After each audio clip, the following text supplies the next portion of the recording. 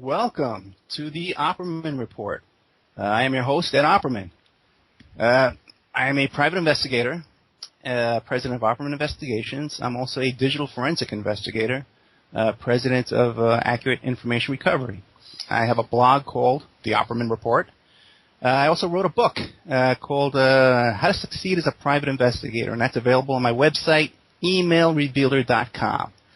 And now I have a radio show called The Opperman Report on freedomslips.com.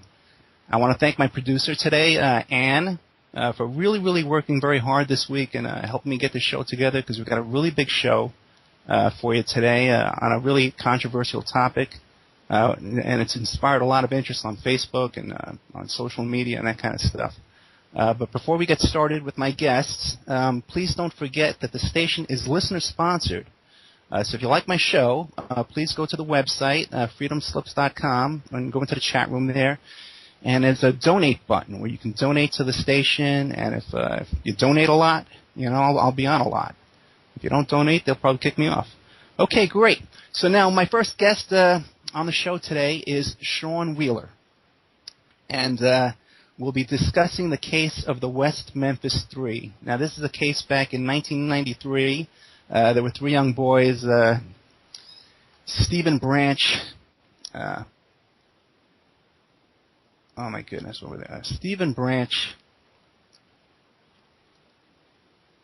Michael Moore, and Christopher Byers. And they were second graders playing around the street there after school, and they were chased down, they were beaten, they were stripped naked, they were sexually molested, and they were mutilated. Their bodies were mutilated.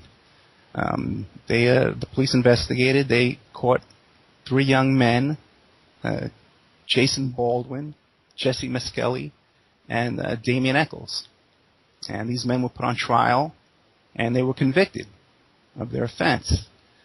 Then what happened was there were some HBO documentaries called Paradise Lost.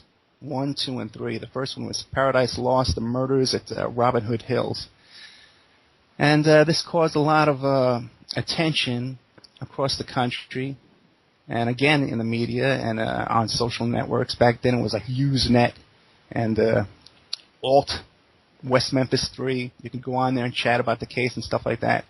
And it created a little cottage industry of support networks and support groups that raised money to create awareness about the case, and they were able to get the case reopened after a series of appeals. And they actually cut a deal. The new DA down there in Arkansas cut a deal with these young men, and they were able to plead guilty and be released from jail on a suspended sentence in a way. So now my first guest is Sean Wheeler. Now, I first ran across Sean when I was investigating this case back in the 90s. Originally, I was a supporter. I thought that the young men were being framed. I saw the documentary Paradise Lost, and I thought that perhaps there was an injustice going on. But after reading up on Usenet and reading up on the facts of the case and the court documents and such, my opinion changed. And most of that is due to the writings of Sean Wheeler. Later on in our show, we're going to have Terry Hobbs, who is the stepfather of Stephen Branch, and he'll be on to give his side of the story. He's been smeared and accused with less evidence than any other accusations, any other scapegoats that they've had in this case, in this ongoing controversy. And he'll be on to give his side of the story and present his complaints about some of the slander and attacks that have been on his character. So, Sean, are you there? Yeah, sure am. Okay, great. Sean, can you introduce yourself and tell us how you got involved in the case? I hear you. Great. Yes, Ed. My name's Sean Wheeler. I lived in Arkansas at the time of the murders. Worked with one of Steve Branch's relatives in Blyville, and that was how I first got interested in the case. Hadn't heard anything much until the appeal started, and at the time the internet was still a pretty new thing to most of the public, and I started reading polls from a group in California, claiming that these guys were imprisoned and everything was wrong, and that we'd soon find out the truth. And kind of all started from there. That was in, I want to say, about 95, 96. We started seeing the first post from him, and it all kind of came together there. And of course, as you mentioned, we first ran into each other on Usenet, and then migrated to discussion boards after that. But I had an open mind about it. I wasn't at the trials. I wasn't part of the investigation. I was an independent and objective person, so I felt that if anybody should have any credibility, it should be somebody that isn't biased about the case and doesn't have any connections to it directly. So I've studied capital crime since the 1970s, but this is the first case where I've really gotten this far in depth. Well, let me ask you this, Sean, because a lot of the people listening don't know the details of this case and these trials and these murders like you and I do, and like a lot of the people who follow this trial on a daily basis. Can you just give us a description of the crime and the arrests and everything as you experienced it down there in Arkansas? Sure. Initially, the children turned up missing in the early evening, and a search ensued. A lot of criticisms followed on how the search was conducted. Police reports were taken, and the following day, searchers turned out in considerable numbers in the area to look around. The bodies were discovered in a ditch behind the Blue Beacon truck wash, and from there, the investigation began in earnest to find out who committed the crime. Less than 30 days later, the suspects were identified after confession of Jesse Miskelly, who came to investigators' attention not directly but indirectly because it was thought that he might know some information about the people responsible. Despite what the public has said, there was a very earnest investigation and diligent discovery of the facts. Jesse Miskelly confessed to the crime, and physical evidence of the scene of the crime tended to corroborate his account.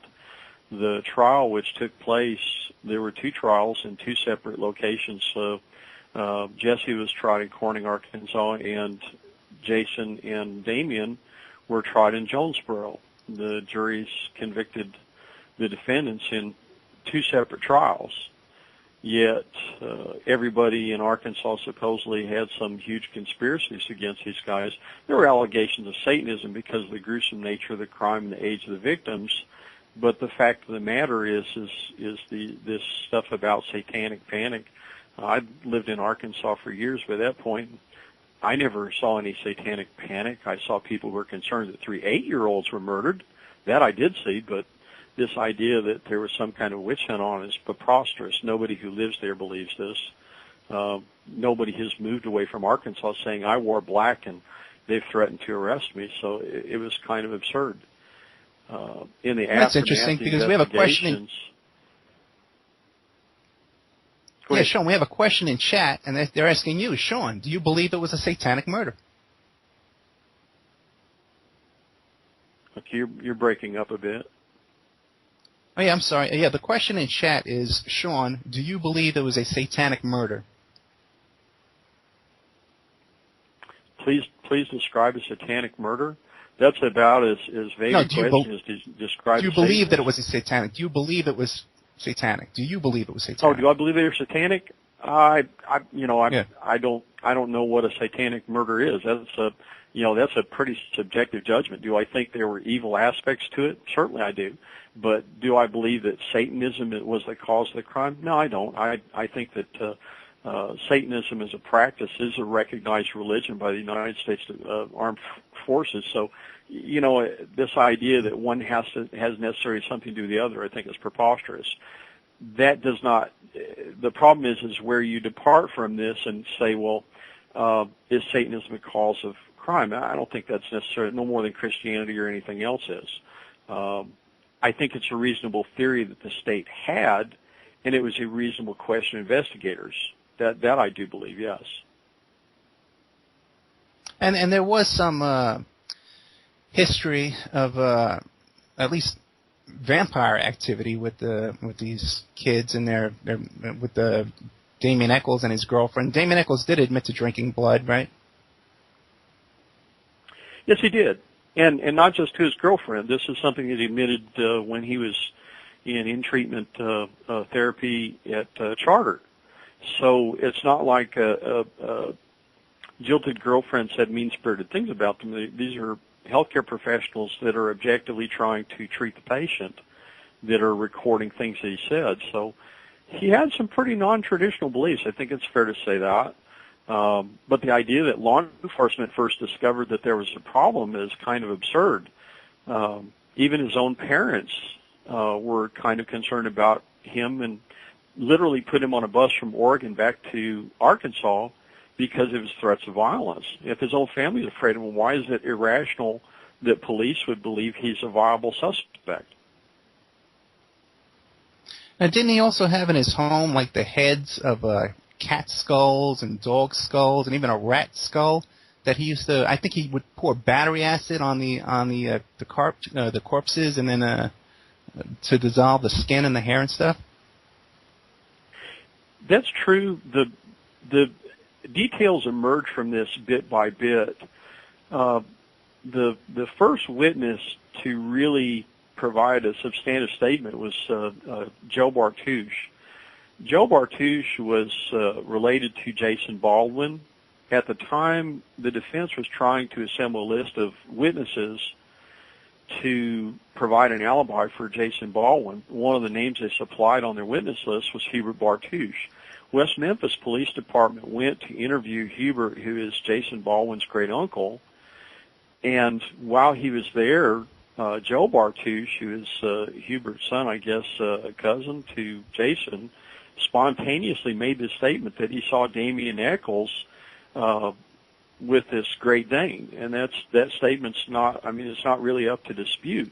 This is not a witness that the prosecution procured. It's not a witness that the police department created from nowhere. This is somebody who spontaneously volunteered an account of Jason, literally kicking and destroying his dog. So, I mean, Al, how are you supposed to ignore that? One of the things investigators talk about, especially juvenile investigators, McDonald triad, animal torture, enuresis past age of 12, and fire starting.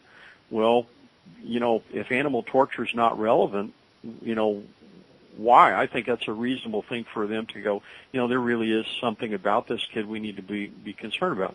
That's always puzzled me about supporters. They seem so casual about the death of a human, but, if you killed an animal, they're all over you. How does that work?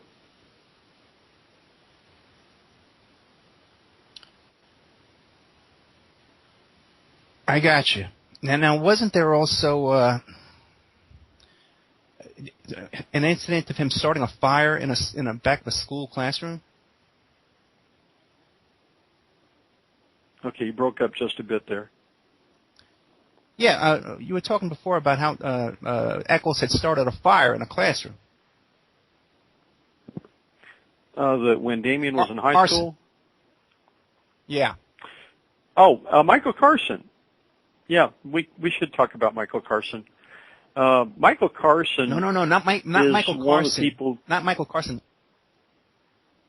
Arson. That Eccles started a fire at school. A fire. Yeah, he allegedly started a fire in the back of one of the classrooms at Marion High School. So that's at least two of the three sides right there. And what about? Wasn't there something too where he spoke? Wasn't there something too where Eccles had spoken to the juvenile officer about wanting to sacrifice his first born child? Yeah, that's from Deanna Holcomb. That was his girlfriend, and he made the statement that if their firstborn child, I think, was a male, that he would sacrifice it. The defense really hadn't ever refuted the statement. They certainly never examined it. As far as I can see, she really was past the point where the relationship was a point of agitation for us. So I think she made a credible account. I think he really did say that to her. There's nothing to say that he didn't. Is that a normal thing? If our firstborn child is a male, I'm going to sacrifice him? No, it's not normal to me. No, not at all. But didn't his current girlfriend at the time of the murders, Dominique? I've never heard it either. But didn't his girlfriend, Dominique Tier, Now, wasn't her sister or cousin part of a vampire group out in California? And that right before these murders, she returned from California with a book, how to sacrifice children, what music to sacrifice children to? Well, if you're referring to what Dominique Tier had brought back, she had some relatives in California, and they self-published this thing. It's like the Society of the Undead or something like that, and it almost escaped notice until she and her mother were evicted from their house trailer. Mark Pereskia, who writes for Commercial Appeal, was looking at debris that was discarded in front of the trailer when he found these mimeographed and hand lettered publications, and it was certainly some pretty unconventional stuff by Arkansas standards. Maybe in California it was de rigueur, but yeah, they had this thing that her cousin published from California. It's in the archives at West Memphis Police Department. I can't remember if it's been put online, but certainly some unusual ideas or things that, if you went through the rest of Lakeshore, I doubt you would find anything like it at the time. So it was certainly something where you look and go, okay, that's another thing. This is an important part of the supporter rhetoric is you can pick it apart one piece at a time, but if you look at it as a whole, it certainly makes for a much more compelling picture of, hey, this is a guy we should take a closer look at. Exactly. I agree with you 100%. And then on top of that, you had the confessions of Jesse Miskelly when he was first questioned by the police. Now, I have a question here from the chat room, right? And they're saying, Sean, what do you believe is the biggest misconception supporters repeat about the case? And it gives examples. The 12-hour interrogation, the 3 have been exonerated, and the stuff about how they wore all black and listened to Metallica as being a factor in their arrest. Okay, I didn't get all that, but I did get about the question of Jesse's interrogation. Let's back up just a bit on his confession. Jesse was not picked up as a suspect. He was not handcuffed. He was not placed in the back of a patrol car. All right? You can look at that any way you want. If police thought that you were a person who committed a murder of 3 8-year-olds, you're probably not going to be riding up front. Odds are pretty good you're going to be handcuffed. So right from the outset, this is not a guy who is considered really to be the person who committed the crimes. He's just thought to be somebody who had some useful information. Mike Allen picked him up from Hex, which is still out on the interstate there by 55, and transported him to West Memphis Police Department. He was not immediately questioned because the investigators want to talk to him, Brian Ridge and Gary Gitchell, because he was working with somebody else. So he sat and waited. When he was finally questioned, the investigator said, I don't think he's being truthful. I'd like him to take a polygraph. At that point, the questioning stopped. He probably questioned for less than 30 minutes. Mike Allen took Jesse back in the front of his unmarked car and went to take him and get permission from his father to take the polygraph. This is a fact. It's not an allegation. His father was not at Hex. Mike Allen turned around and come back and spotted Jesse Miskelly Sr. driving on Missouri Street in a wrecker. He flagged him down, got the permission, and brought him back. To hear supporters tell it, they hunted all over Arkansas, Tennessee, and Mississippi to find his father. And the truth is, he was on his way back to the police department, spotted him and says, hey, can you sign this? He signed the consent form. Jesse came back, was questioned by a polygrapher, Bill Durham. And the polygraph takes a few minutes to set up. So it wasn't just an instant walk in, set him down, and hook up the wires and wait. So that's kind of an important fact. He was asked questions that were written down, the responses were recorded on the chart, and Bill Durham concluded that his answers were not truthful. At that point, he was questioned by Mike Allen and Brian Ridge, which is a point at which he confessed. So this whole 12-hour thing, and that's something I really want to touch on, this whole 12-hour thing has been bogus from the outset, yet it's the most frequently reported lie by supporters. It's almost unshakable. Do I think his confession was honest? Yes, I do. If it wasn't, why did he keep doing it? Mm-hmm. Now, how many confessions were there? It depends on how contentious you want to be. He confessed less than 3 hours after he was picked up as a potential witness. He reconfessed hours later because John Fogelman and the judge who heard the case for the warrants had some questions, so they asked him additional questions. So you could call it a second one, but we'll just call that one. All right, so Jesse confessed once then. After he was convicted and he was transported to the Pine Bluff Diagnostic Unit, he confessed to the deputies a second time on his way down. A few days later, John Fogelman, Brent Davis, and Dan Stidham went to Pine Bluff Diagnostic Unit. This is where the so-called Bible confession came out. For years, people disputed that it even existed, said that I had fabricated that it existed, and that I had never spoken to Brent Davis or John Fogelman. Well, the confession's out there now, and he did confess, and he did swear on a Bible he's telling the truth, and he did tell his lawyer that he committed these murders, or at least was there when they were committed, whether he accepts his guilt or not. He then confessed in Corning another time, and this is only after extensive court hearings, and this time with both his lawyers. So how many is that? Okay. Then he's had many ad hoc confessions after that. Finally, one to a person who goes by the name of True Romance. He admitted his guilt in the crime to her. If he's not telling the truth all those times, where is it where he's disputed it? Where is Jesse Misskelley come out and on the record said, I want the world to know I never committed these crimes? Never seen it. Never happened. He's not going to. Excellent. Excellent. Okay, we're going to be taking a break in about another 3 minutes, okay? So now, is there anything else that's really pressing on that you want to get forward? Some of the people in chat are saying, Sean, can you present your case of why you think these three men are guilty?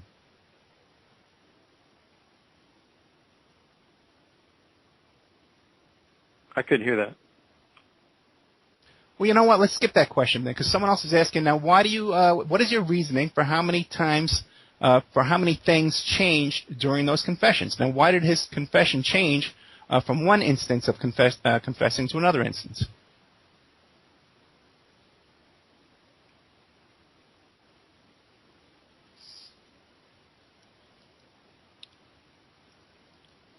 What was the question? They're saying that his confession changed the different times he confessed. So can you explain why he would change his confession?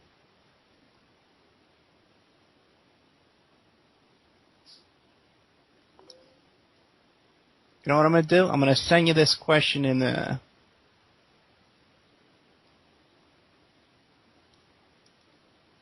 I'm going to send it to you in the chat here so you can read it.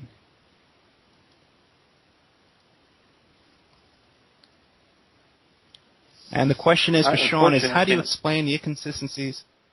Yeah, I know. You'll get it in a second. Okay, I see the question. And hello, Steel Bobby. I haven't seen you on in some time. Okay, let's start talking about Jesse, because you can't have it both ways. If a confession is inconsistent with the facts of the crime at all, certainly I think it's reasonable to think the guy's making a false confession. But since the defense has relied on Gisli Johnson, if you look at the things Dan Stidham said, let's go ahead and stick with that for just the time being. Jesse told investigators in his confession in Corning, Arkansas, at the deputy prosecutor's office, he said that he tried to throw authorities off track, and that was the reason he changed details of the crime. So here he's admitted that it was his intent to mislead investigators. But according to Gisli Johnson, in his study, people tend to minimize their involvement in the crime. It's a natural thing for people to do when they're confessing. Don't make me out to be the bad guy. Make somebody else out to be the bad guy. I interviewed Gary Gitchell and I asked him about the questioning that he did with Jesse and Miss Kelly. One of the questions I asked him was, how did you evoke this confession? What he said was, he drew a circle, and he looked at Jesse, and he said, Jesse, he says, the people inside the circle are the ones who committed the crime, and the ones that are outside didn't. And he says, help me make it, help me know who is inside, or help me know who is outside. That's all I want to know. And at that point, Jesse tried to mitigate his own responsibility for the crimes. Okay, we'll be back in a couple of minutes, Sean. Okay, this is Ed Opperman, and you're listening to the Opperman Report with my guest, Sean Wheeler, who is an expert on the West Memphis 3 case. And since we're having so many audio problems, I'm going to give Sean, the next 15 minutes. Sean, just lay out your case, Sean, of why you think these 3 men are guilty. And then also, at the end of that, explain to us why, Sean, the DA took this plea deal when he had him in prison. Are we set? Yep, go. Okay. Let's start about the mechanics of it. This is one of the first cases in Arkansas where the Internet ever came to bear directly on the status of the offenders. All 3 were convicted and sentenced and in prison when the supporter movement began.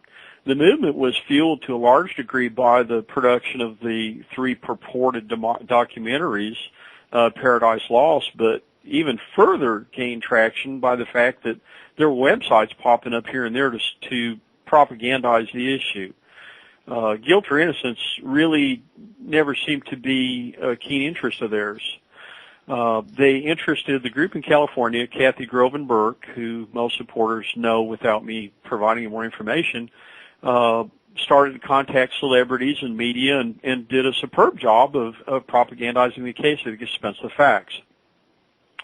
They interested people as far away as New Zealand, including the gentleman who made the Hobbit movies. And this money and supporter money donated was used to help fuel the defense.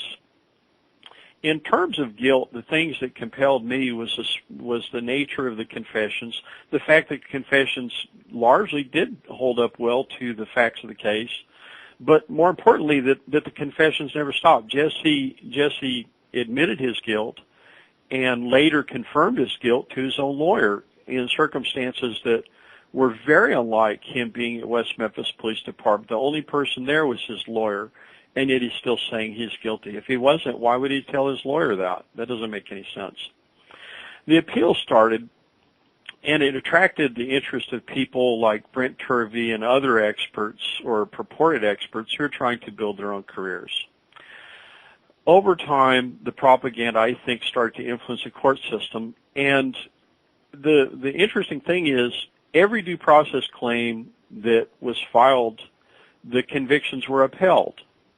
But when it came to the DNA statute or the scientific testing statute, which Arkansas passed about 13, 14 years ago, the court took another look at it and said, well, wait a minute, maybe we should allow this testing to take place. One of the concerns a lot of activists had, including me, was that the DNA statute lent itself well towards frivolous claims that lacked merit, such as this one.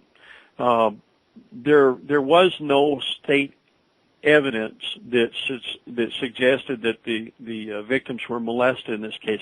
So the potential for DNA to be recovered is quite small. In fact, if you look at homicides in general, you'll find that DNA evidence is very, very fractional. Probably less than 5% of the entire cases are linked by DNA, which means that we must still rely on other evidence. Fingerprints, hairs, fibers, other things that tend to link the offender to the crime. When the Arkansas State Supreme Court heard this case and sent it back again for the final time, they opened the door to rehear all the evidence from the defense and all the evidence for the state. The cost to the state would have been staggering. The defense was funded by a movie producer from New Zealand and celebrities from Hollywood. I've never seen a full disclosure of how much money was involved. I would guess the figure is in the millions. the state was faced with having to underwrite the costs of not only the hearings, but assuming that the defense had prevailed, a brand new trial. So Scott Ellington was left with a difficult choice. Does he go back and go through all these hearings, even with state assistants? David Raup, who's one of the assistant attorney generals, would have probably handled a lot of the legal work, but Scott Ellington would have also had to fund paralegals, assistant counsel, and things like that. So he had to balance the costs of his job against the outcome of this case. People make out like, oh, the state just capitulated. It's not true. The state has to balance the cause of justice against the needs of the community. These guys had spent 20 years in prison. Would it make sense to spend money to keep them there and then turn somebody else loose because we can't prosecute the case? I don't know if that's Scott's logic. I can't prove it. But what I can tell you is Scott Ellington made one statement to the media when they were released in August. And what he said was he and his deputies had fully examined the facts of the case. And they had decided that in the interest of justice, even though they could prove that they were guilty all over again, it was better to take the plea deal. Less than 30 days later, Scott Ellington appeared again at the University of Arkansas Little Rock Law School at a symposium to which he was invited. What he said there was not at all what he said when they were released. They wanted to discuss at the symposium the facts of the case and how this conclusion was reached. And Ellington admitted that he was not familiar with the facts of the case. Which one was true? The statement he made to the media when all the cameras were there outside the courthouse in Jonesboro? Or the statement that he made at the University of Arkansas Little Rock where he said he couldn't discuss the facts of the case because he wasn't familiar? Which one of those is true? One is truthful, one is not. You decide which. So I think the economy of justice really came into play here. You know, the facts kind of became secondary. And before somebody says that's speculation on your part, Sean, I would hasten to point out that we know that the meetings took place. Meryl Everett reported them in her own blog in the Arkansas Times, so we know that some of these meetings took place. When it comes down to the facts of the case, Mike Allen himself, who by then had been elected sheriff of Crittenden County, said that Scott Ellington made no attempt to contact him to discuss the facts of the case, the witnesses who are available, or any of the rest of it. Okay, let's fast forward to some of the things the defense is talking about these days. Okay, they brought up these people who live near Terry's relatives in Mountain Home that say, yeah, Terry admitted his guilt. Well, Scott Ellington's had those statements for almost 2 years now. Okay, this is not speculation, this is a fact. Both of the two witnesses have been in and out of jail several times since then. But when Scott Ellington's deputy prosecutor came to testify in Crittenden County only months ago, he swore under oath that the reason that these witnesses have never been contacted is because Scott Ellington can't find them. Well, if they're sitting in jail, how difficult can it be for a circuit prosecutor in the state of Arkansas to find a guy that's cooling his heels? That makes no sense at all. So right now, for me at least, Scott Ellington's got a serious credibility issue on his hands. I'm not going to say that everything the man says is a lie. All I say is it's hard to tell when the man is telling the truth. I think the outcome came down to dollars and cents. It had nothing to do at this point with the facts. It's unfortunate that Damien Echols and his many supporters aren't satisfied with that. But the reality is it really didn't prove anything other than the fact that the state really didn't want to commit the time and talents to keeping the guys in jail. So, Sean, we got about 4 minutes until we bring Terry Hobbs on, right? Can you hear me? Did I answer C.O. Bobby's question? Was she satisfied with the answer? Because that was a good question. She asked about the consistencies on the confessions. Confessions are almost never 100% accurate. Nobody walks in and admits they did it. A great example is Ted Bundy. Ted Bundy would never admit to what forensic evidence proved as a scientific fact. The man engaged in necrophilia. But does that mean the rest of his confession's invalid? I think you have to look at the facts of the case. For me, the fact that improvised findings were used on the victims kind of calls into question the whole of John Douglas's theory that this was a planned crime. Wait, it's a planned crime, but you use shoelaces to bind them. How clever.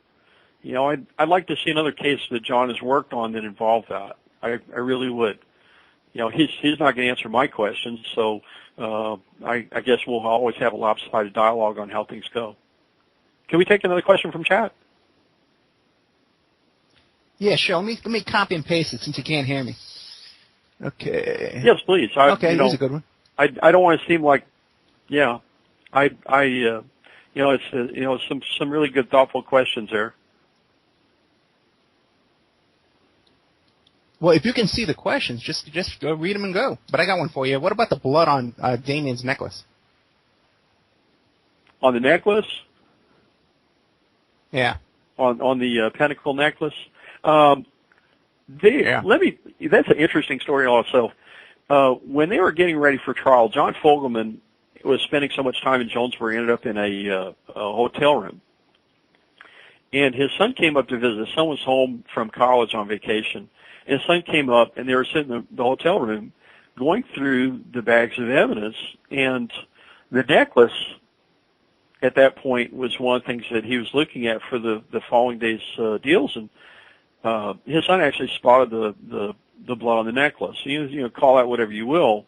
That is how that came to be retested by the state.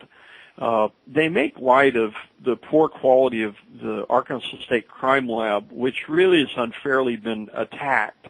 For all their faults and foibles, it's a good crime lab. And I don't say that about every crime lab. And I am very critical of how work is done.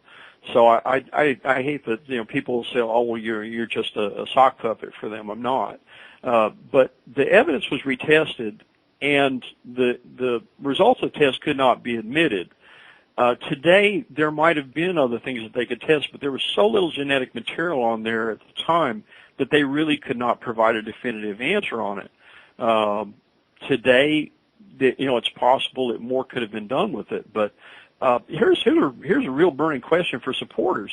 With all the millions that were donated from people like Henry Rollins and the producer from New Zealand, with all the millions, you can't come up with anything more substantive than 1 out of every 5 males in Arkansas could have been the donor of hairs found or other DNA found in the bindings of the victims. You would think with that much money, you'd have a smoking gun, and it's not there. Okay, I got another question for you. Oh my God. Okay, here's a good one for you. You don't like this.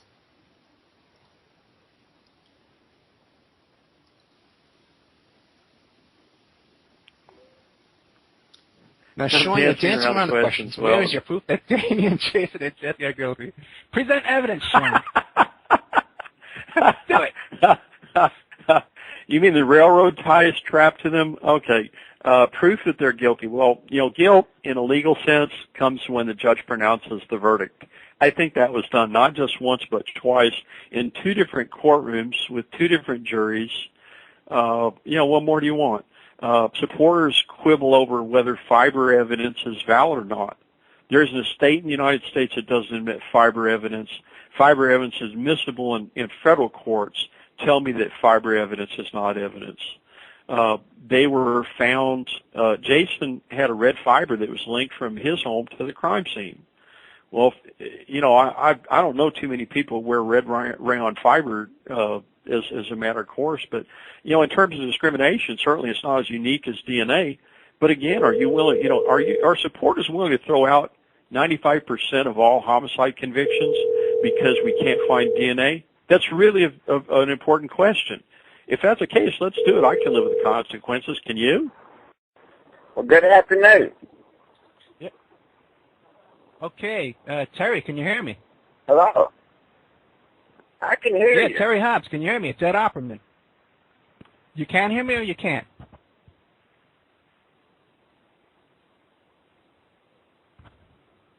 Okay, Terry, can you hear me now? I can hear you much better. Yeah. Okay, great. Terry Hobbs, he's a stepfather of Stephen Branch, and he's joining us here on the show with Sean Wheeler. We're on live now, Terry. And I just want to give Sean a chance, real quick, to answer one more question before we get into this with Terry. And that's about, it's a question coming from the chat room. And it says, what about the fact that there is no DNA from any of the three, yet there is other DNA that was found, speaking of Terry, of course, and I am not saying anything about the other DNA that was found either. Yet there was other DNA. Okay. But, Sean, what do you think about that? Because I want to get into this whole thing, because Terry was smeared on this HBO documentary, and I want to give us a chance here to really give his side of the story.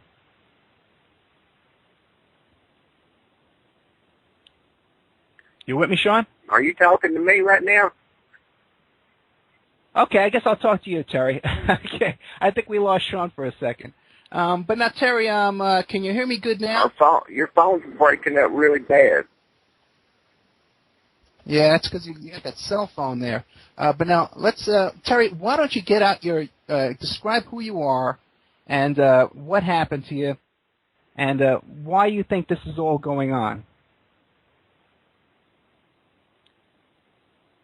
So don't worry about me asking questions. Just get started, okay? Hello? Hello, I'm trying Terry, can you hear me to now? follow you and make out what is being said.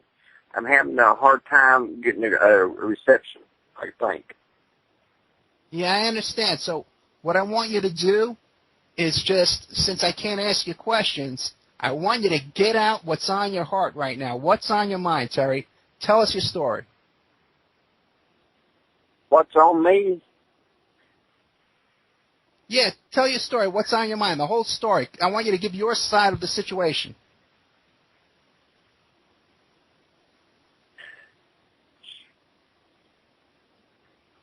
Without me interrupting. I can't make out what you're saying, sir. Okay. Tell us what you want to say. And just get... Good. If you can hear me, I would like to say that there's a defense team out here, and there's investigators out here working for the Damien Eccles crowd, and they follow me around.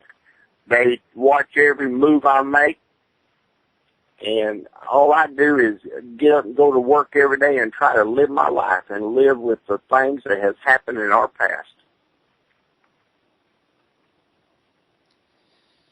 So, Terry, who do you think is behind all this? Yeah, we're here. I can hear you. We can hear you perfectly. You just can't hear me. So, I'm asking you, who do you think is behind all this?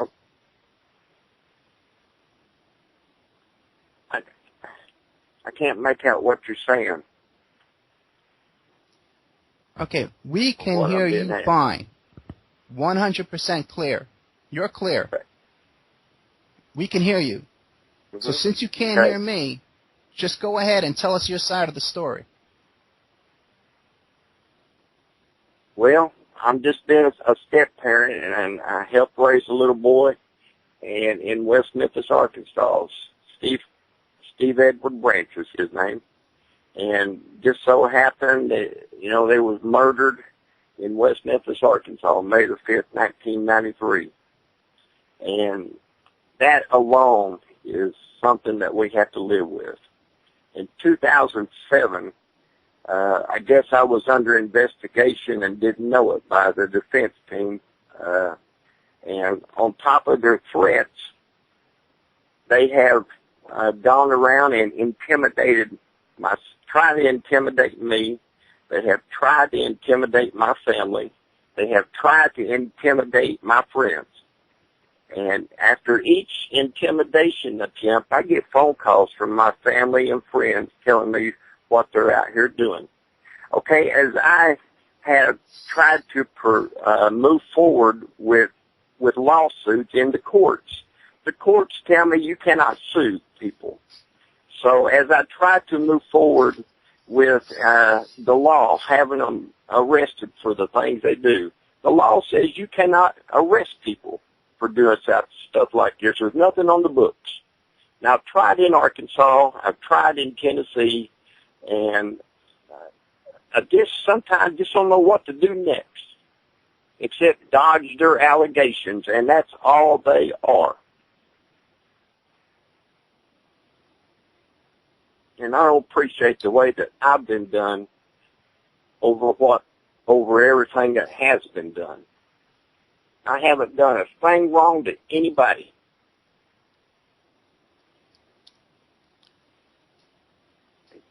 And sometimes so, Terry, I don't know can what you hear to me say now? next. Yeah, I understand. I really do. Can you hear me now? You know, this whole thing has caused lots of problems. It's tore my family's life up. I've been divorced since this, and I have children that has to see all this stuff. I have family that has to see all this stuff, friends, and everyone that knows me knows better, but we still have to put up with it, and I think there's some wrong in that. And I'm just looking for the right person Terry. Can you hear me? Up and say, now this is wrong. You know, where they at? Terry, can you hear me a little bit better now? Excuse me?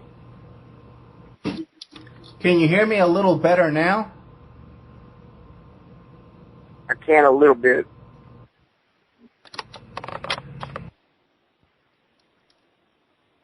Okay, Terry, we have questions from the chat room for you.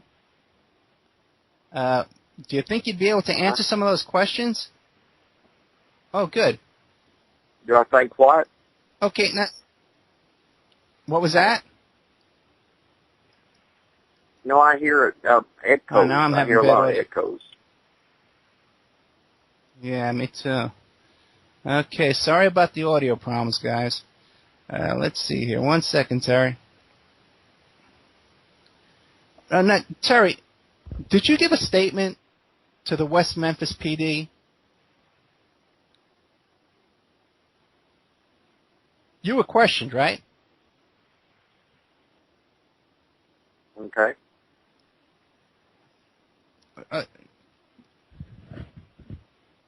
So Terry, you were questioned by the Arkansas PD, right?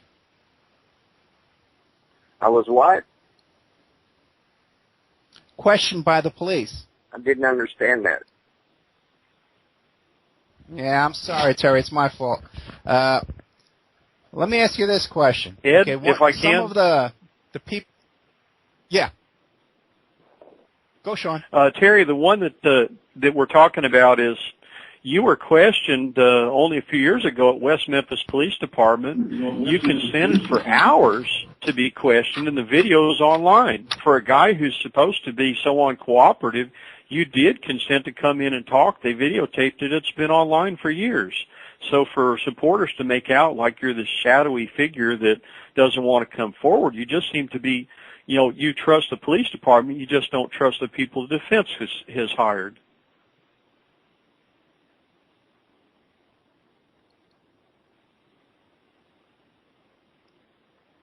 Did you catch that, Terry? No, I didn't get that. I'm sorry. That was Sean. I'll was say asking this. a question. No, I'm not. Right. I heard Sean's voice. Yeah, we're going to take a break, okay? We're going to take a break. Maybe we can figure something out, okay? Got a break. Okay, well, welcome back to the Opperman Report. This is Ed Opperman. And I really want to apologize to the listeners and to our guest, Terry Hobbs, for the bad audio problems we're having. But we got Sean Wheeler here, and Sean Wheeler is good friends with Terry Hobbs, and he's going to lay out the case for us. Hey, Terry Hobbs, can you hear me, brother?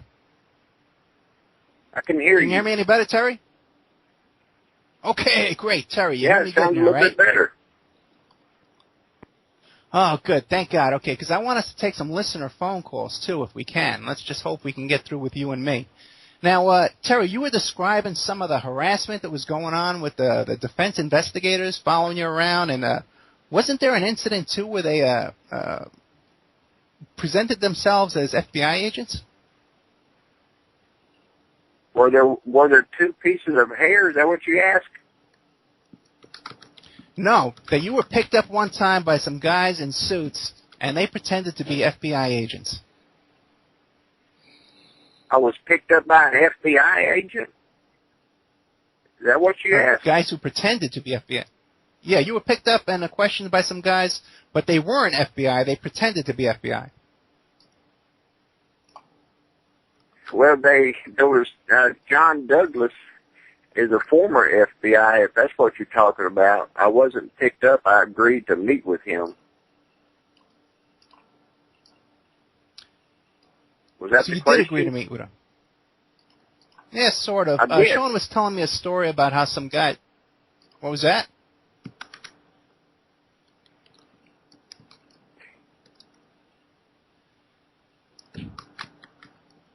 Okay, Sean, are you there?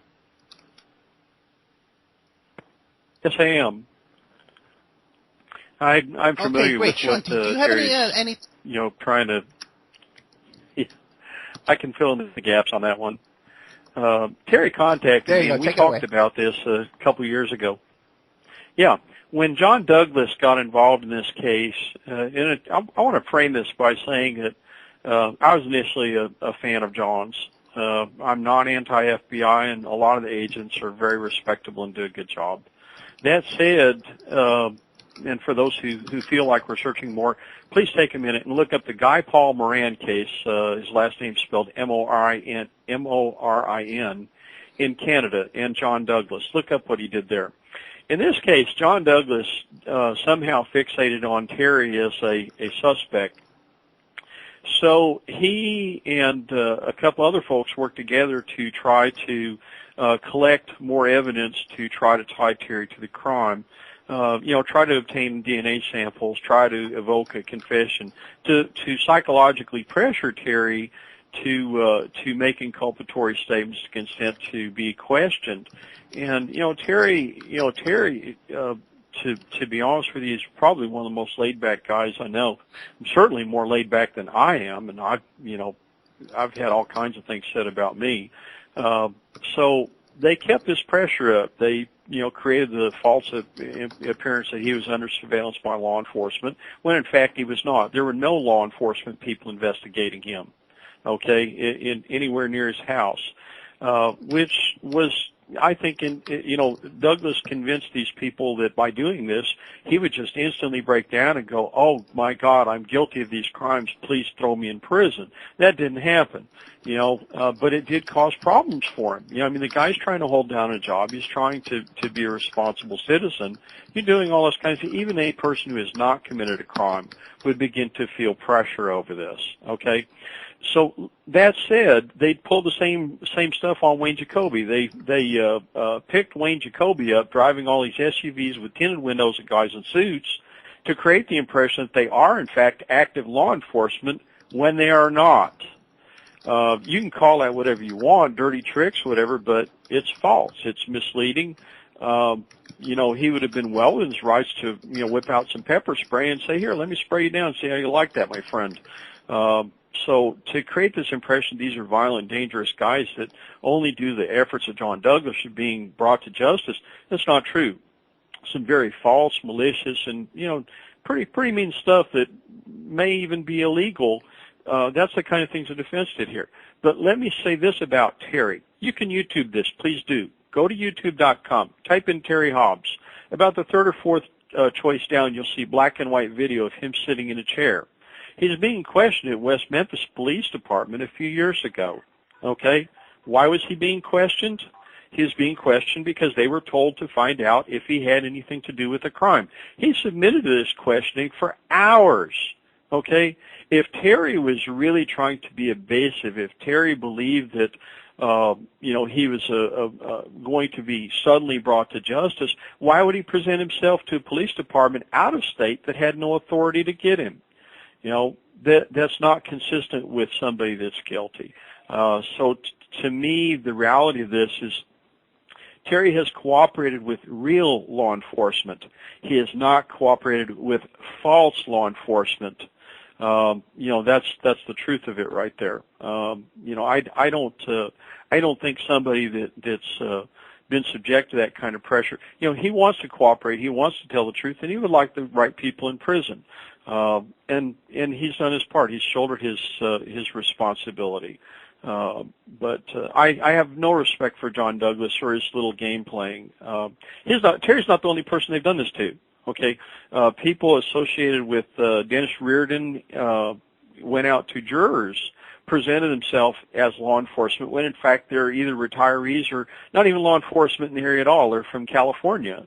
Asked them to make questions and lull them into a sense of security, and then present statements that this juror admitted to me that this went on in a jury room. That was the basis of Eccles' appeals, stuff from people that were obtained under false pretenses. But supporters attached, this proves that this juror did this in a jury room. You show me a signed sworn affidavit with the notary on it, and we'll talk about that. The defense never presented that. None of the jurors have come forward and said, my God, these guys are innocent. Somebody twisted my arm in the jury box. Didn't happen. It's not true.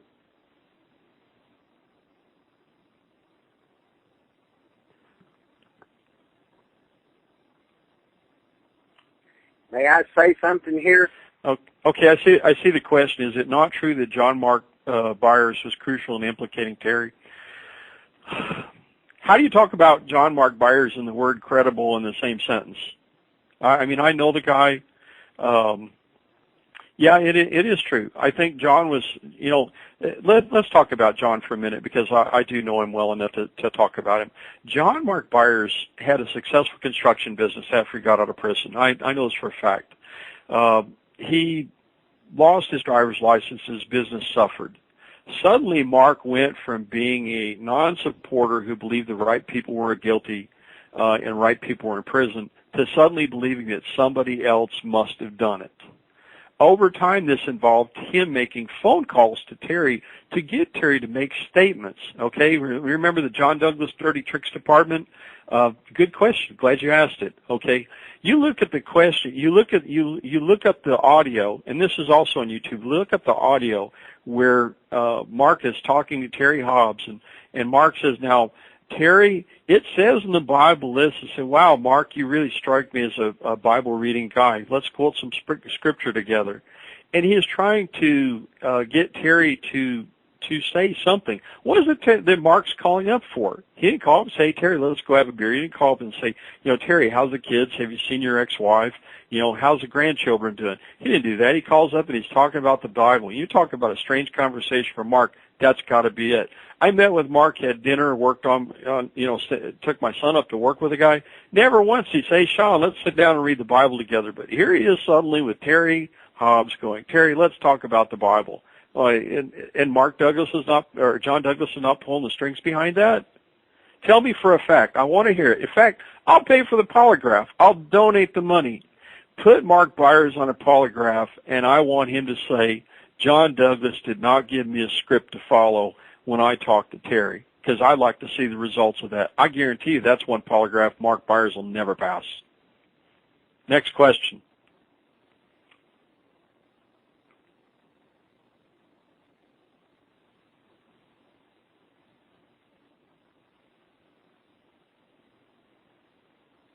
Can you give me another one on the chat? Say something here.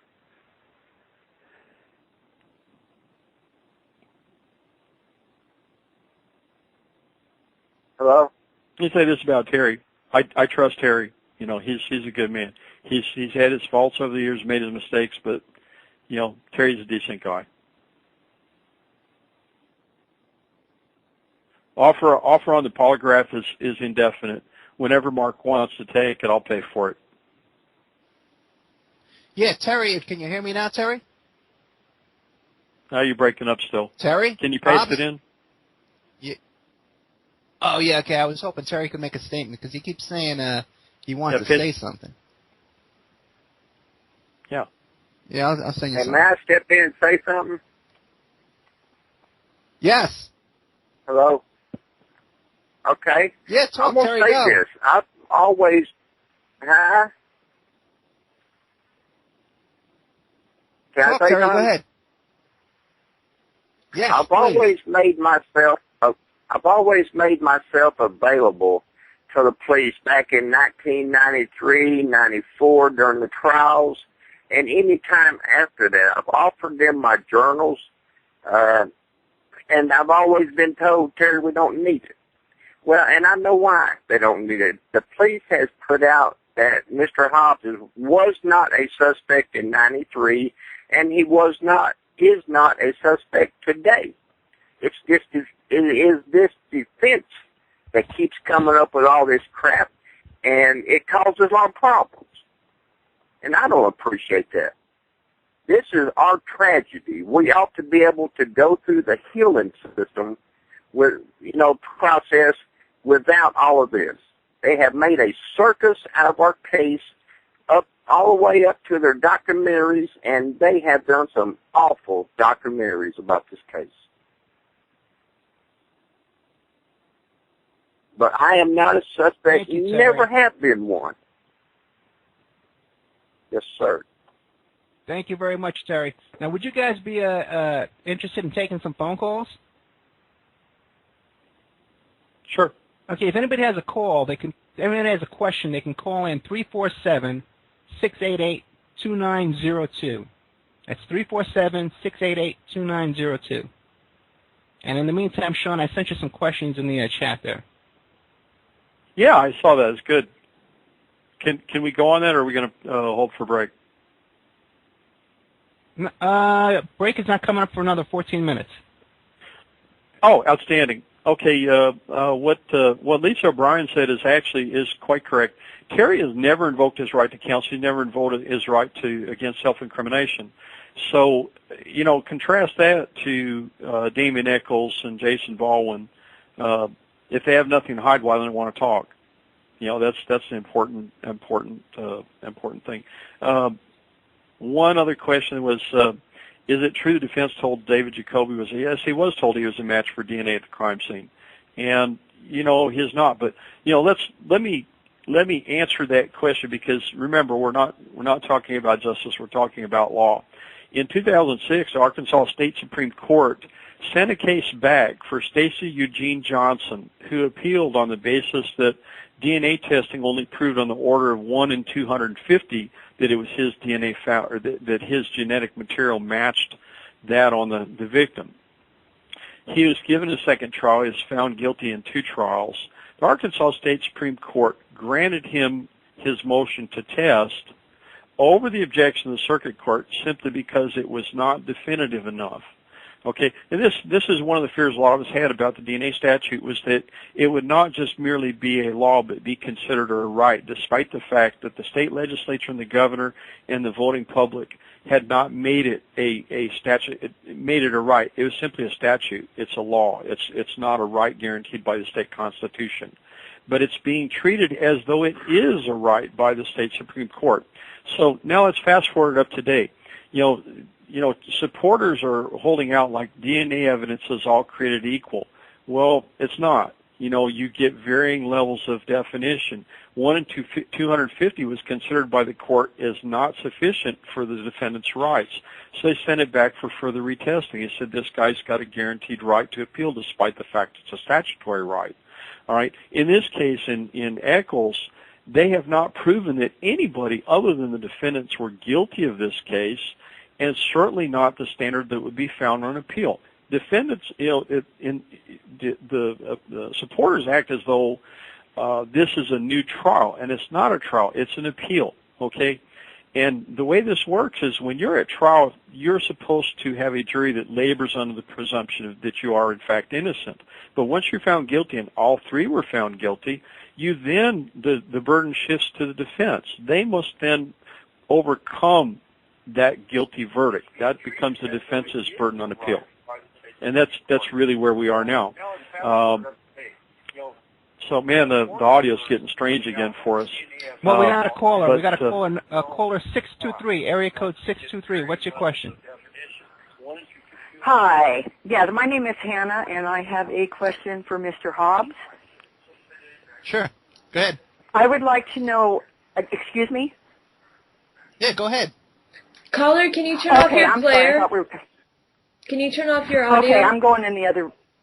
Thank you. My question for Mr. Hobbs is, what is his relationship with John Mark Byers? And does he recall his whereabouts with Mr. Byers on the evening of May 5th and when they first met, and their activities as far as searching in the woods for the 3 children. I did. Okay, Terry Hobbs, did you get that? I did, and my relationship to John Mark Byers, I never knew him before May the 5th, 1993.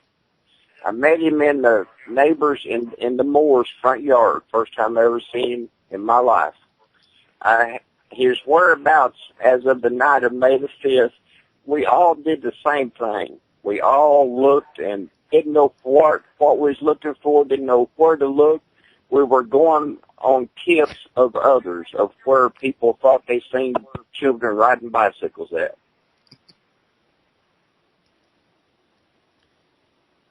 So what do you say, Cole? Are you happy with that? She hung up. Okay. Well, okay, that sounds like a good answer to me. Any other callers? Sean? No, not yet. Do we have another call? Okay, Sean, do you have no other calls yet, but do you have anything to add? Go ahead. I just want to comment on one thing. One of the questions that came in, and this was for Terry, but I'd like to field this. He says, "He's lived with this tragedy for all these years. Why can't he remember the events of that evening?" All right, Terry's held down a job. He's dealt with investigators. He's dealt with harassment of just about every kind that you can imagine. Eckel sat in prison, had lots of time on his hands, but here we are 20 years later, and he can't remember where he was that day. Jason can't remember where he was that day. Jesse can't remember where he was that day. I'm sorry, but if you put me in prison, I'd have all the time in the world to remember exactly what I did that day, and I'd be thinking about it a lot. Sorry, that dog won't hunt. Okay, we're still taking calls. It's 347-688-2902. So now, Sean and Terry, what do you think about the only kind of accusation they're able to hurl against Terry Hobbs is this nonsense about there was some DNA. I like how they call it a ligature, on the ligature or the rope. But then it turns out that it was one of the boys' shoelaces, and we don't know. It could have been Terry Hobbs' stepson whose shoelace that was. What do you have to say about that? You're breaking up a bit again. I know. Not all DNA evidence is equivalent. What people want is they want a silver bullet that lets a jury escape the difficult part of deciding guilt or innocence. In a case of sexual assault, you find in over a third of the cases, and sexual assault is about one of the most personal crimes you could ever commit against a person. 1/3 of all sexual assaults, there is 0 DNA. None. Okay? Now, with 0 DNA in sexual assault, where you clearly have some kind of contact between the victim and the person who's committing the crime, how much do you think you're going to find in homicide? And the question I would ask the folks is, well, the DNA proved this or DNA proved that. Are you willing to set aside 1/3 of every sexual assault in the country because there's no DNA to prove that they did it? What if there's videotape? In the case I mentioned earlier, Stacey Eugene Johnson, there was a significant amount of other evidence that the man committed the crime. But because DNA testing years later was not definitive enough, they sent it back for further tests. The testimony, the findings of fact of the court, the findings of the jury are set aside simply because somebody invents another scientific test. You know what? I've never met a defense attorney, and I've met a lot of them. I've never met a defense attorney that said, my God, this man is obviously guilty because I ran out of scientific test to petition for. As long as they can keep filing, they will. They're going to continue to challenge the evidence, which, of course, is their job. But that doesn't mean that the fact that they found yet one more scientific test is going to prove their guilt. If I may, I got one more comment on that. Years ago, there was a cop killer in Memphis that was filing an appeal. And I question in that case, does the scientific evidence prove anything new? They took an X-ray years after the fact and showed this X-ray and said that this guy's not guilty. But it didn't prove anything. It didn't challenge the facts at trial. And that's where we are here, is that none of the DNA evidence has really challenged the testimony in a meaningful way that was evoked at trial. It's never challenged the evidence that's submitted, the fiber evidence or anything else. So why is a new DNA test that doesn't really inculpate a new suspect valid? Because some supporter says so, or because Henry Rollins went on TV? I don't buy it. Okay, Sean, we got a caller. Let's see what the caller number area code 281 has to say. Hi. Caller 281, area code 281. Go ahead. What do you got? Yes, that's What's me. your question? I've got a question for Sean, and then I'd like to ask one for Terry too. Sean was talking about the fiber evidence. Is he unaware of the fact that all that fiber evidence with later testing with chromographs and things that were not available in 93, that evidence has all been disproven? It has been proven, in fact, that none of those fibers came from the places where the prosecution purported that they came from. So I would like for Sean to address that, and then I would also like for Terry to address one thing, and I'll hang up because of all the audio problems. Terry says he's been very cooperative. Yeah, sorry about that. We only got 2 minutes, Sean. From what I have read, from what I've read, and I have read extensively, every time the police went by right after the murders to find Terry, he was not at home.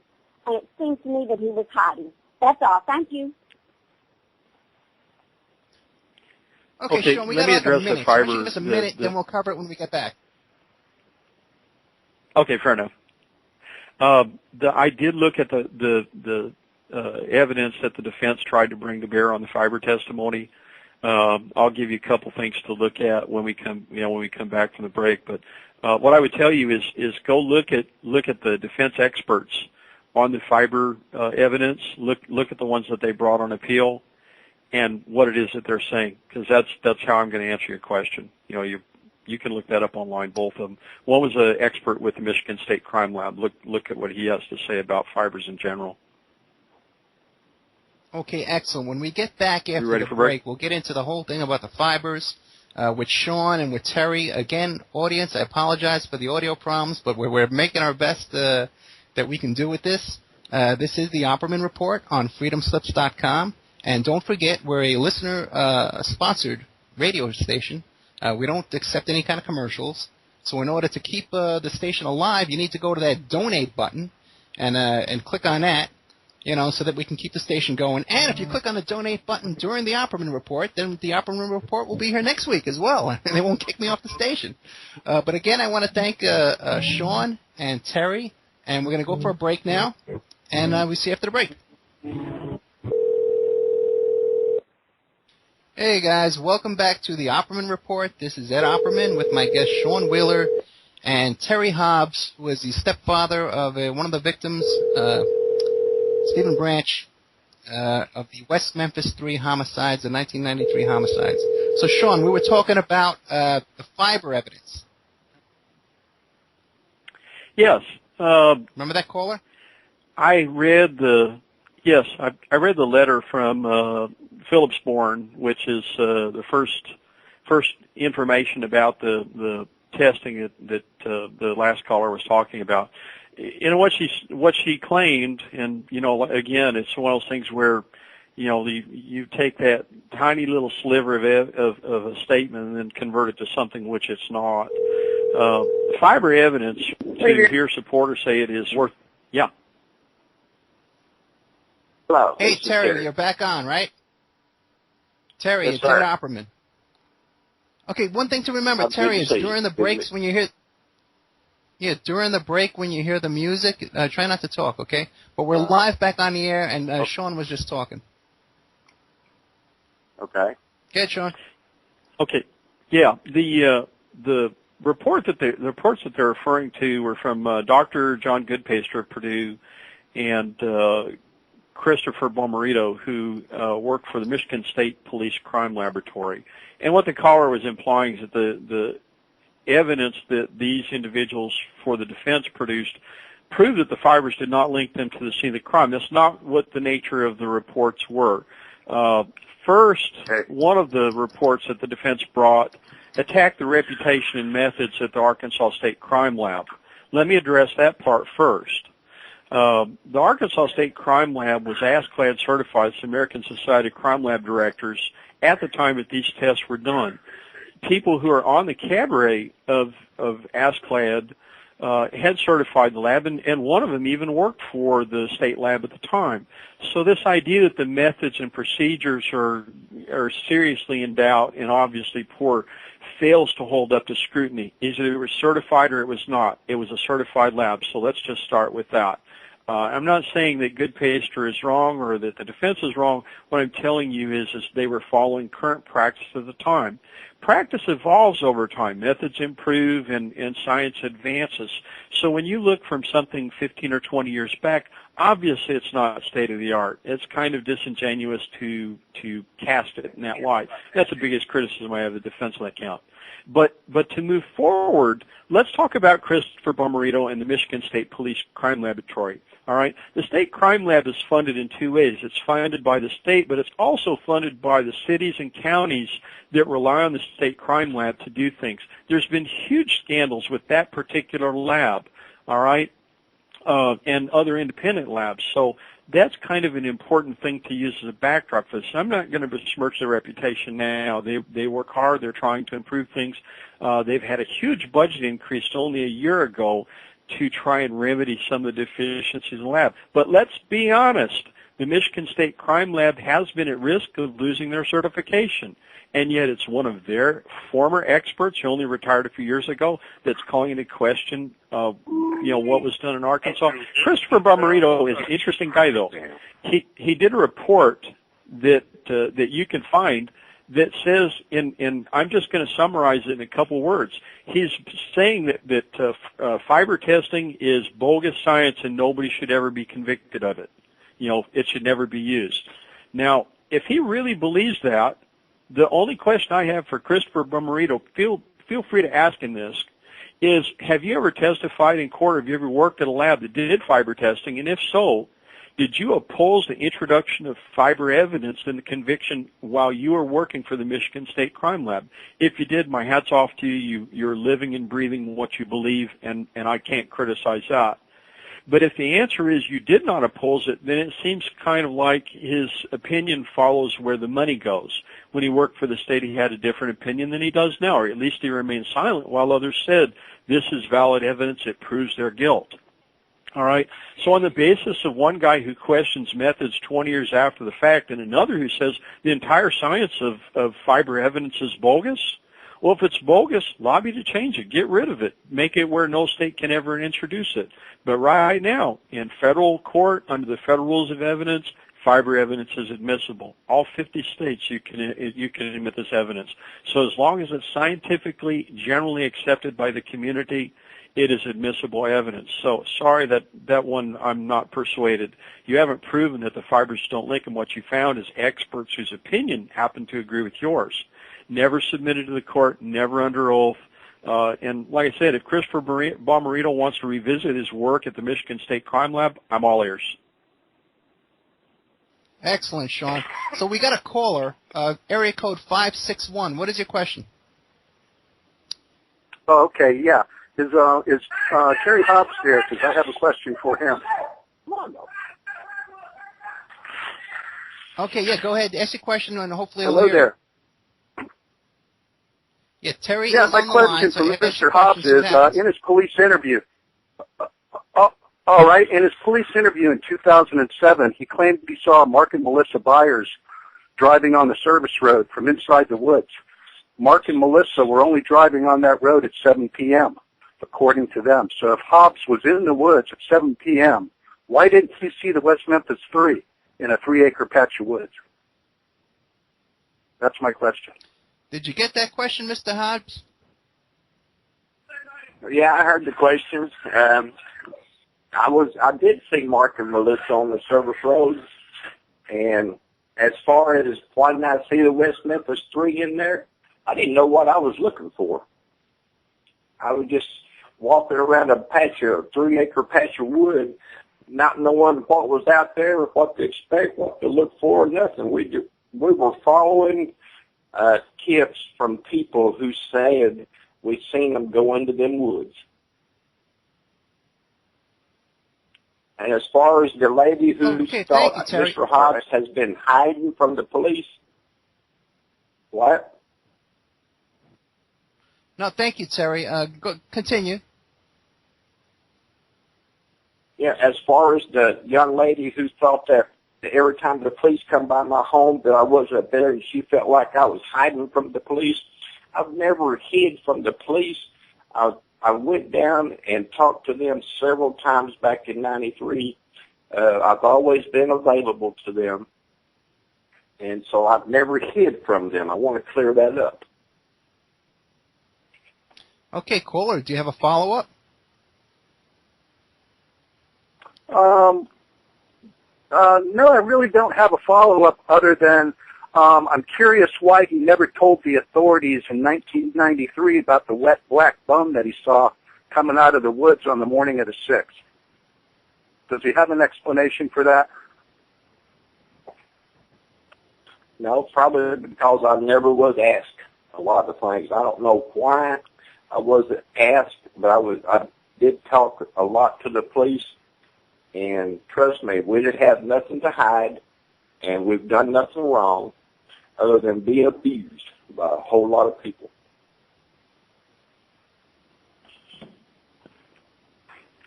Thank you, Mr. Hobbs. Any other questions, caller? Can I comment on that? I'd like to comment on that. No, sir. Okay.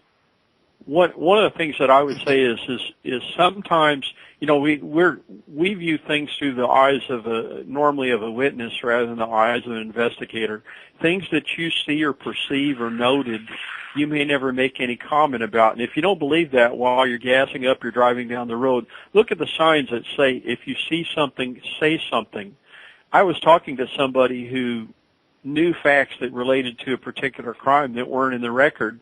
And when the person made the comment to me, I said, wait a minute, you know, would you say that again? They said, why? Is that important? And I said, yeah, actually it is kind of important. It wasn't something that they really paid attention to because they really hadn't looked through all the facts of the particular case I was looking at the time. So to answer your question is something that to you seems like a, wow, did you really saw that moment? May seem very insignificant to the person who sees it at the time simply because they aren't looking at the totality of facts. And that's where an investigator he's looking at it through different eyes than the person who actually sees something that to them isn't particularly significant but may actually be the linchpin in a serious case. You know, I'd hope that addresses that. Terry, we got a question for you from the chat room. You what now? Sean, maybe you can ask him since he can't hear me. Were you in the woods over Goodwin or the one across? Okay, I'll ask the question so the audience can hear. Terry, were you in the woods off Goodwin or the one across the pipe behind Blue Beacon? And maybe Sean can ask him the question. Yeah, Terry, what they are asking is, were you in the woods off Goodwin or the one across the pipe bridge behind Blue Beacon? Because there were two sets of woods. There was a set of woods next to the neighborhood and a set of woods over by the interstate. Which ones were you in? Right, we were in the woods behind the Blue Beacon truck stop. Okay, that is actually also the same spot that Mark Byers was seen. And I actually spoke to one of the people who was working there that night who did see Mark Byers when he came to search the area there. So, you know, I mean, nobody's ever disputed that some of the parents were in there. I think the question is they make out like you could get in and out of there without being seen. Let me make a quick comment on that. When I came back when I revisited this case again in 1996 and 97 and first started working on it, to see what the facts were, I went back, I looked at the crime scene, I talked to people, and one of the things that never really came out at trial was the Blue Beacon where this happened had been robbed at gunpoint several times in the months leading up to the crime. So they had when they first opened, they would leave the back door open to the truck wash, and you could just pull up and back, and they'd start cleaning your vehicle up. But because of armed robberies, they started locking the doors, they improved the lighting, they put fencing in to make it a safer place to be. These employees were very vigilant, so this idea that you could just sneak in there and haul 3 bodies in and nobody would notice from the back of the business is kind of preposterous. So they noticed things. They noticed people coming and going that were close to the business. So there's really, it's kind of absurd to say that might have been a likely entry point from Blue Beacon. And here's a real big question mark. Everybody, the supporters for years ago, well, this isn't a primary crime scene. Okay, let's see. The bodies were found next to the pipe bridge. The clothing was found in the ditch. The bindings were made from improvised bindings from shoelaces. The last known sighting was not even 100, 200 yards away, but the primary crime scene is some as yet to be discovered location. Fine. As Greg McCurry likes to say, you show me the evidence and I'll look at it. So far, despite spending millions, nobody's ever found that. They dug up Mark Byers' house. They still haven't found it. Why is this? Can I talk about turtles? Yeah, go ahead. Ed's probably shaking. So why do you want to talk about turtles for a minute? They've decided that the bite marks in 97, 98, it was bite marks, and John Mark Byers had all his teeth taken out because a profiler nobody's ever heard of is on the case, which of course was false. It had no basis in truth. Now it's all these marks aren't bite marks, but now they're turtle bites. I don't have a picture of a single turtle, and I've been out of those woods for years. Tell me, where did the turtles come from? Come on, you guys are grasping at straws.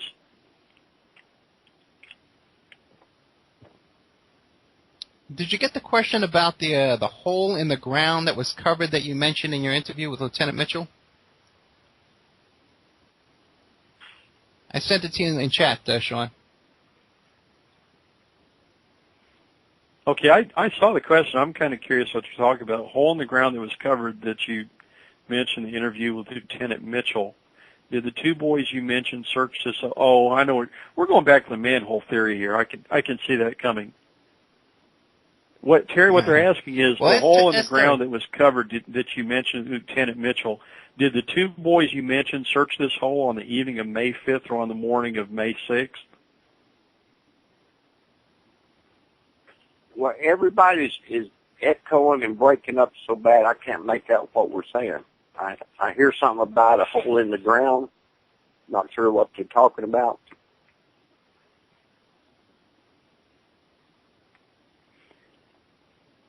I'm guessing this is the re-interview, the one they did a few years ago. If it's okay, I'm going to have to get off here and go back to work. I appreciate what little time I got with you. Terry, we appreciate it too. Thank you very much. And we'll try and reschedule and try and do a second interview when we have our audio problems straightened out. But thank you for coming, Terry, and we really appreciate it. I think you answered a lot of questions and straightened out a lot of suspicion. Thank you. Well, I appreciate you guys, and we're all about the truth. We have nothing to hide. I won't answer questions to this defense team, and that's why they attacked me like they did. You have a good day there. Thank you very much, Terry. Thank you very much.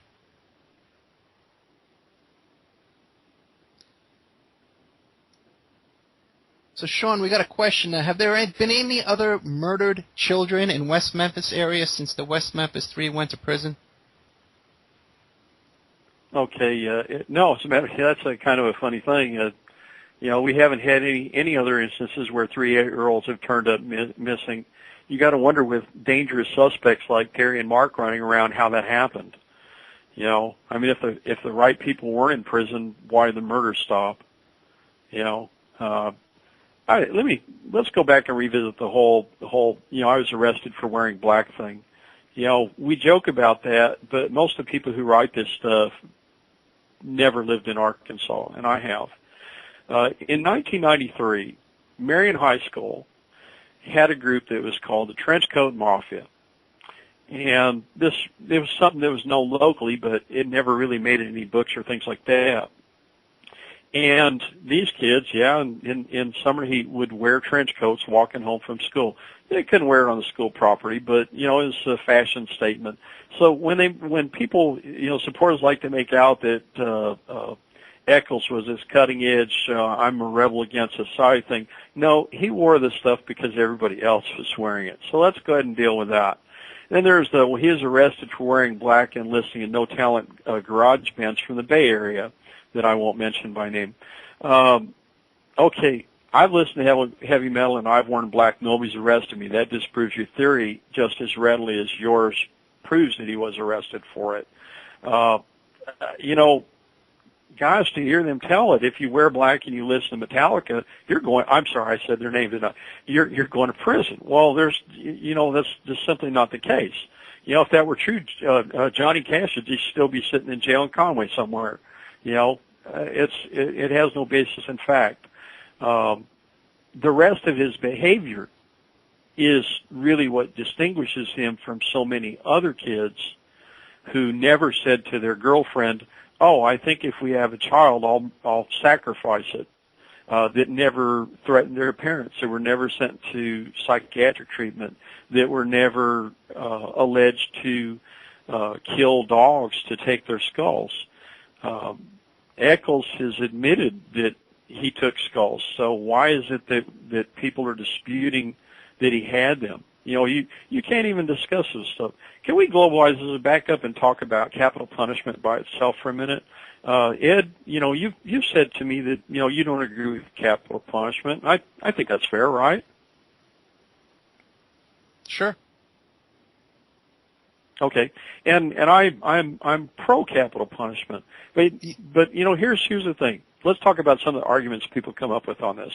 I'm against somebody says, well, I'm against capital punishment because we could make a mistake. Well, you don't have a constitutional right against mistakes. It's a bad idea. Nobody would in good conscience agree with punishing somebody who's not guilty. But the bottom line is we accept that there are some imperfections to the system. The question is, do those imperfections